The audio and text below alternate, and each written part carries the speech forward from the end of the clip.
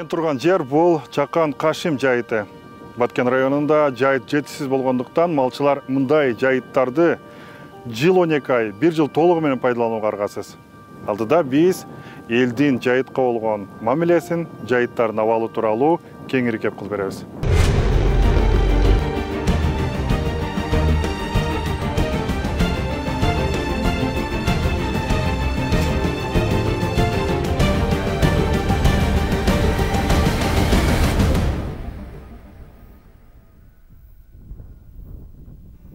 Şuakta основной. Şuakan, betege, setege, бұл жерде қойға жазында болмайды бұл жер, вообще. Менікі жалаң ешкі да. Рахманберди Егембердиев 12 жылдан бері елдің ешкісін бағады. Кашим жайыты жазғы күзгі жайыт болғаны менен, ал бұл жерде ерте жаздан кеч күзгі чейін бері дегенде 7-8 ай отырады. Бұл жердің өзі немесі қысқа да, жайыпқа, немесі қысқа, мөнөті. Қанша малыңыз бар? Азы бұл жерде 450 баш. Кішіне чоңы болып та енді. Бардық ол, бала, улақтан. Улағы ешкісі болып 450 болады. 400-де енді қысқасы, 200 улағы, 200 ешкі.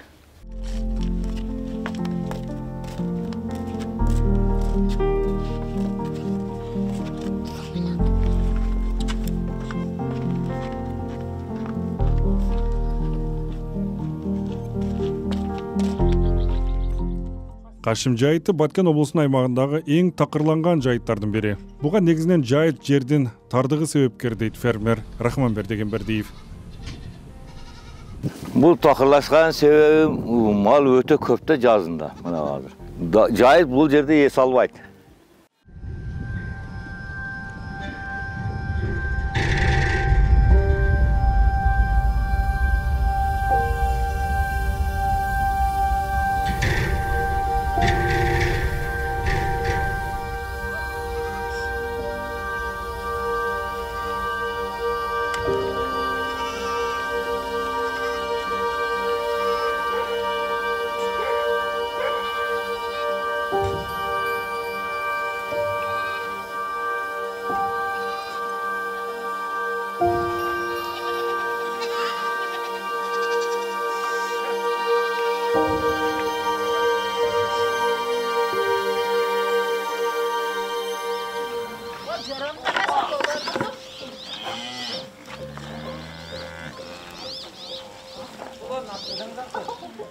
Кашимде Рахманберди Егембердиевтен башқа дағы бір малчы үй бүлесіменен тұрады. Алар елдің жүздей уй торпақтарын бағады. Ері малдың түйшігі көп болғаны менен төлөнчү ақысы да жоғары. Керелден кечке қаймақ май, айран, құрут жасаған аялдардың мойнында азықтарды базарға барып өткөрі де тұрады. Қанша уй сай? Мен 13-15-ке чейін сай. Жаңы туылғандарды емізбелі қоям, сүті көбейген күні. Şu baldarım torpaq iyidir öyle beret. Torpaq iyidirgen gele jardamçı kerek. Kalgandı. Bula kaynağandan kelme, bul 15'te saat men, 15'te saat ököz. Şunda 30'dan aşık sıyırdı. Kurut jasa neme kılabız, jayabız. Bizin işimiz şu süt menenle keçikirek. Başka aşıkça iş kıla albayız. To jerde. Tartı bütküçen ele saat 11 болады. 11'de çayız içip alıp kurut qoturabız, şurmenen abitten ötüp ketет. Kuruttu özübüzdün bazarga. Her şembi күн bazar болады. Cuma günü 5-nji күнгө эмебизди бүт уютуп, айран кылып, анан кийин шемби күнү эртең менен сыйырды саап коюп, анан базарыбызга жөнүп барып, сатып оокатыбызды ушинтип эле тирикчилик кылып отурабыз.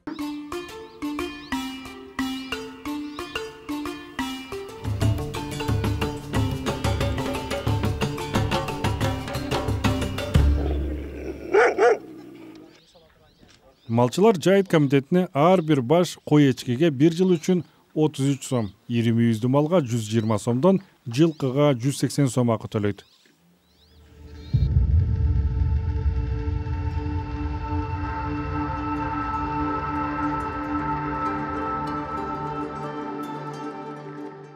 Малдың көбейіші менен соңғы 10 жылда жайыт комитеттерінің иши да активтешти. Эгер мурда жайыттардагы инфраструктура жергиликтүү бийликтин же мамлекеттин гана карамагында болсо, азыр баардык курулуштарды, жолдорду оңдоо, жада калса мал жан дарылаган жайларды даярдоо жайыт комитетинин мойнунда экен. Жайыт комитети түзүлгөндөн бери өтө жакшы болуп калды да, эми мындай оң жагыга чечилди десем да эсептелет да. Себеби биздин баягы берген салык акчалар өзүбүздө калып атат. Азыр мына 12 жылдан бери көп нерселер жаңыланып кетти да. Мисалы үчүн жолдорубуз оңолду. Тракторларды бери мисалы үчүн жолду оңдошко, каалаган жерден суу өзү топтоло турган көлдөрдү кылды мисалы үчүн. Бул өтө чоң неме да. Байлык да. Мисалы үчүн биз бара жатырбыз, бир жерден суу карабыз да, экинчи жерге барып да суу алып кете беребиз. Малга өтө жакшы болуп калды да.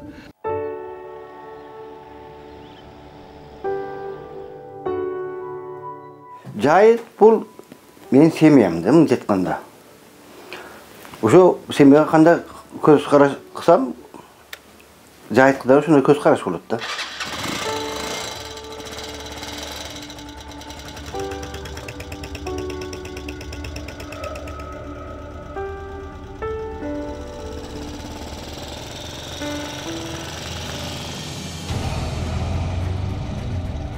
Ислам Абдрахмановдун иши айыл базарында орун алган чакан кеңседен башталат.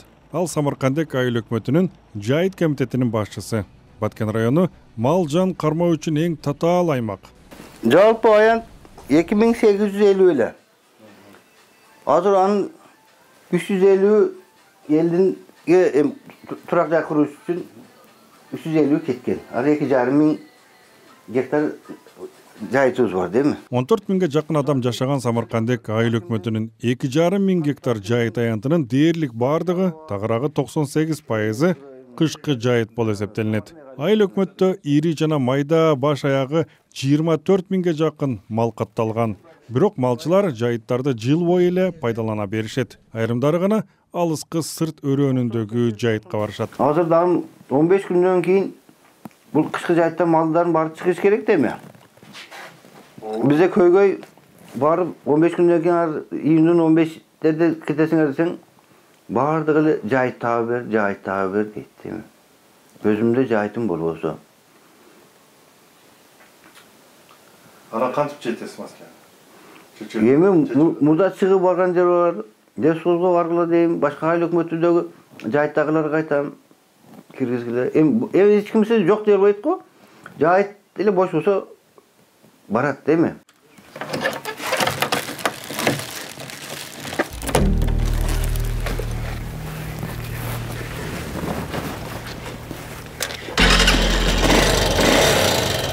Деген менен жайытка жарыбаган Самаркандек айыл өкмөтүнүн жайыттары Баткен районундагы инфраструктурасы эң мыктысы деп сыпатталат. Бул жайыт комитетинин активдүү жана уюштуруучулук жөндөмдүүлүгүнөн көз каранды.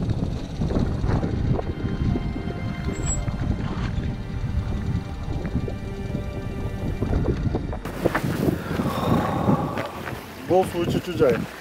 Бул кулан суу ичүүчү жайы да эми малдарга. Бул жерге ол жактан 4-5 короо келет, бул жактан да келет.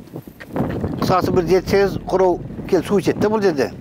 Жайыттарда соңку жылдары жасалган шарттардын арасында малдын суу ичүүчү жайларына токтолуп кетсек, жайыт комитети агын суусу жок какыраган талаага жер астынан атайын түтүктөр аркылуу суу чыгарган. Эми эч кандай электрдин мотордун жардамысыз эле 12 заманбап суу ичүүчү жайлар малчыларга кызмат кылууда. 6 тонна су var bu жерде. 6 тонна. 6 tonna. Kança uzunluğu? Uzunluğu 25 metre sudun özü. Bu жерде Kayaktan çıkıp atar. Bu жерде bu sudu 1 kilometre 650 metre жерден alıp gelgenmin. 18. yılı. Hem bu elden talağı boyunca değil mi? Жерден астак sudu alganбыз değil mi? Ушундай суу ичүүчү жай болсун деп кандай ким кантип чечимге келесиздер? Же сиз өзүңүз эле аныктайсыз? Эми бул жерде элдер менен фермерлер менен değil mi? Эме кылабыз да эми. Кандай кылсак, мисалы макулдаш бул жайыттын өзүнүн дагы курамы бар değil mi? Быйыл кандай өзүбүздүн программа бар değil mi? Быйылга эмне кылыш керек? 5 жылдык планыбыз бар. Ошолордун негизинде болот değil mi? Demek cemaat özü çeçet eкен да? Кайсы жерге кылганга, эми жылдыга özümüz bu kovumdukta emi. Elimiz de jardam beret, çabanlar da fermerler de jardam beret. Ana kovumduk emes uyumlar jardam beret. Emi özüңdүн эмгегиң менен özüңдан салымың коссоң, этаптап жакшы карап көп пайдаланасың, дейми? Өзүң жасагандай болосуң. Сен мына азыр карасаң, кандай суу таза, тунук, өзүң деле көрүп деле ырахат аласың, мал ичте дагы ырахат аласың.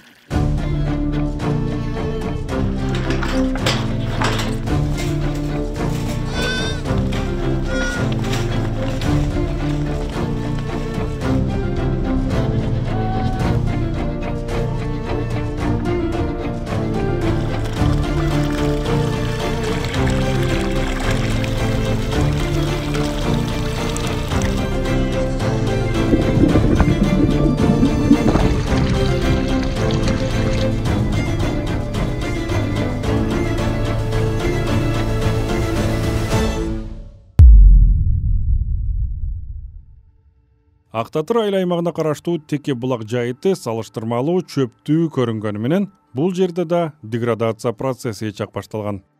Бу жерде 4-5 ай отурасың да. Апрелде чыккан болсоң, сентябрда түшүп кетесиң да. Август бүтүрүп сентябрда. Сентябрда уже отам калбайт бу жерде.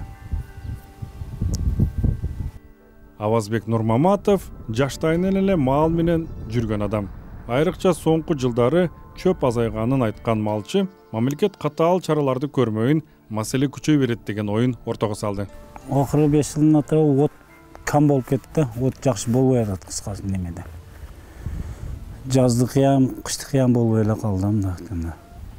Ошо жаз мезгилинде көбөлүмдү. Нарактан карантин коюп тосуш керек да, бир анын майга чечи. Анан ошондо сал оттор өсүп, жакшы болот. Жергиликтүү эл болсо малды азайтып, сапатына өтүүгө али эрте экенин айтышат. Себеби асыл тукум малды асыроо үчүн 3 эсе тоют көп талап кылынат. Жайытта чөптүү болушу керек. Андыктан азыр жайдары мал гана Баткен жергесине туруштук берет.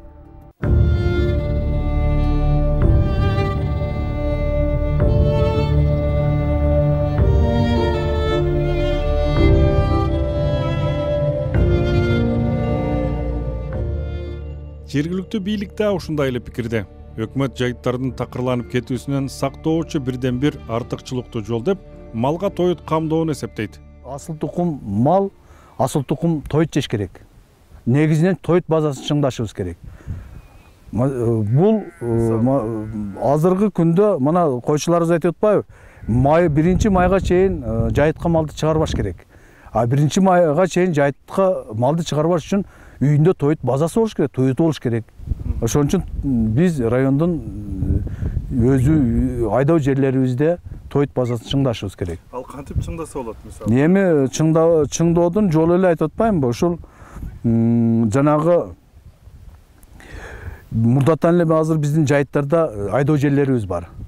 Жайыттын территориясында бирок айдоо жер болуп жүргөн ошол убакта. Арпа эгилип жүргөн, будай эгилип жүргөн, эспарцет эгилип жүргөн. Ошол жерлерге биз кайтадан эктиришибиз керек.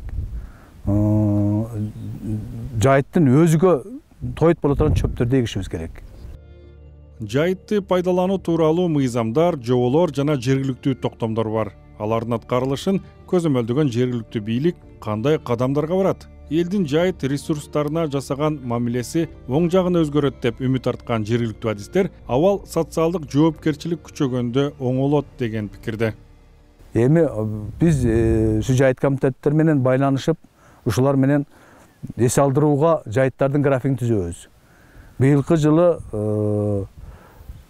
3000 гектар жайытты 3,5 гектар экен. 3,5 гектарды быйылкы жылга эс алууга таштаганбыз. Эми которушту пайдаланууну колдонуш керек, ушул графикти сакташ керек. Жайыт ошо биздин байлыгыбыз экенин эл түшүнүш керек. Эми азыр түшүнбөсө койчулар айтканда шлагбаум койгонго чейин барышыбыз керек да. Бул жерде бир кой жей турган, кой эчки жей турган 4-5 чөптүн түрү бар да. Эксперттер жайытты туура пайдалануунун аксаганынан ага болгон көзөмөлдүн солгун экендиги менен негиздешет. Мыйзамды бүт бар, колунда бар, окубайт дейм да, ушунучу өзү атайын жогорку кеңеш мыйзам кабыл алып, ушул мамлекеттик менчикте турган жайыттарды контрол менен жоопкерчиликти жергиликтүү өз алдынча башкаруу органдарына мыйзам менен берген.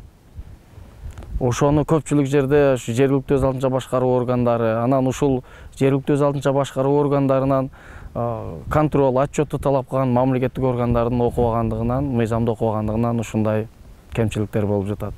Климаттын өзгөрүүсү баткендик дыйкандарды багбанчылыктан малчылыкка өтүүгө аргасыз кылууда. Адистер ушул тапта кирешелүү делген мал чарбачылыгы кеңейгени, ансыз да кунары качып калган баткендеги жайыттардын таптакыр такырга айланышын тездетип жатат деп куңгуроо кагышат. Климаттын өзгөрүүсү бизде биринчиден ушул элет жеринде жашаган элдин дыйканчылыгына терс таасирин тийип жатат. Айдап сепкендеги түшүмдөр начар болуп жатат. Багбанчылыкта дарактардан мөмө түшүм начар болуп, киреши азайган сайын кирешелүү тармакка эл бурулуп кетип жатат. Бул айыл жеринде эң бир кирешелүү тармактын бири бүгүнкү күндө бул мал чарбасы. Мал чарбасына аракет кылып, ошону түптөөгө, ошону көбөйткөнгө кызыктар кишилер көбөйгөн сайын малдын саны көбөйүп, жайытка бул жагынан дагы таасир берип жатат.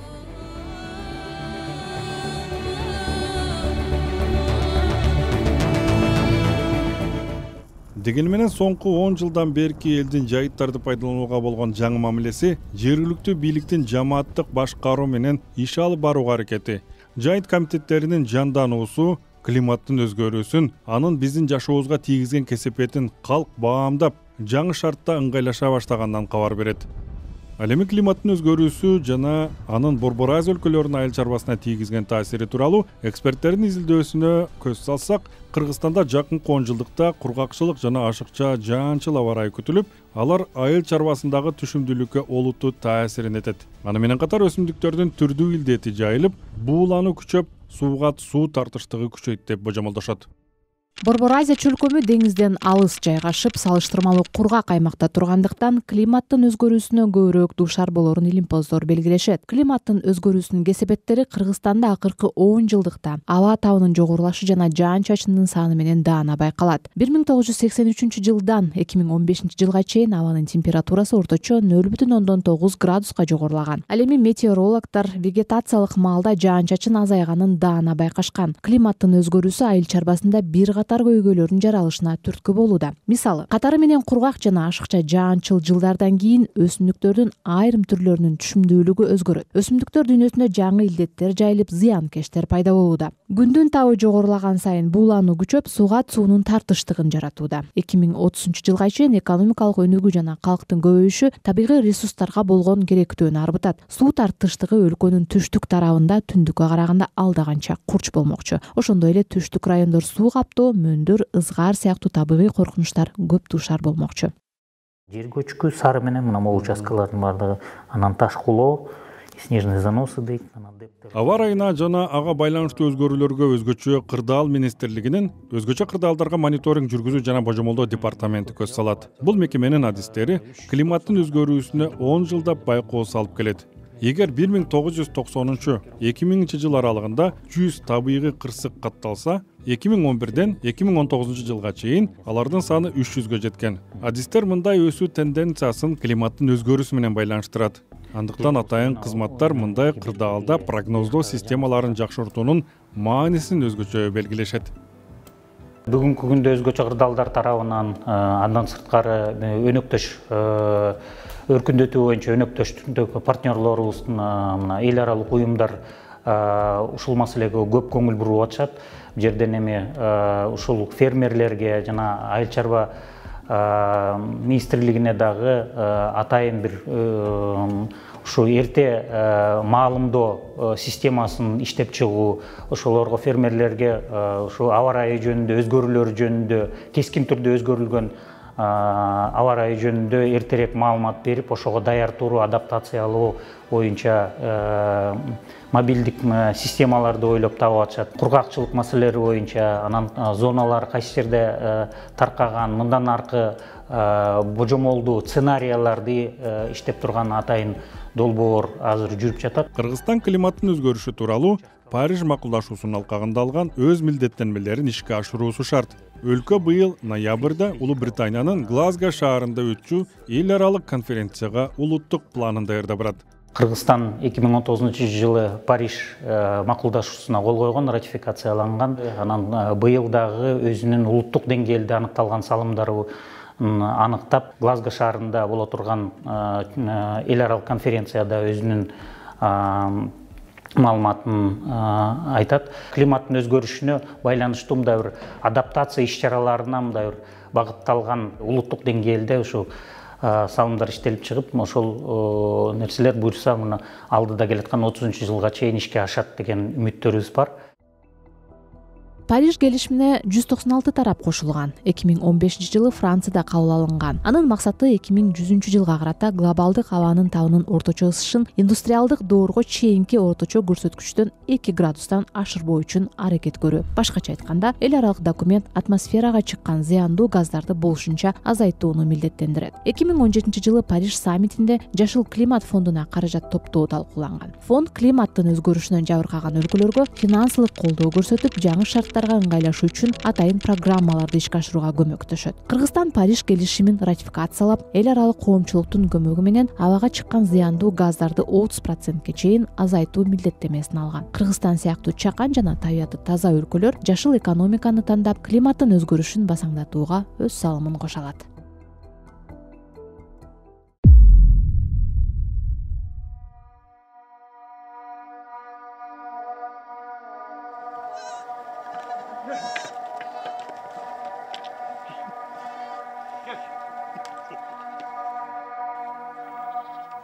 Ал арада Баткендеги чаңы ызгыган жайыттардын бири Кашимде Саратандын салкын кечи кирип, Рахманберди Кембердиев келин неберелери менен кечки чайга отурду.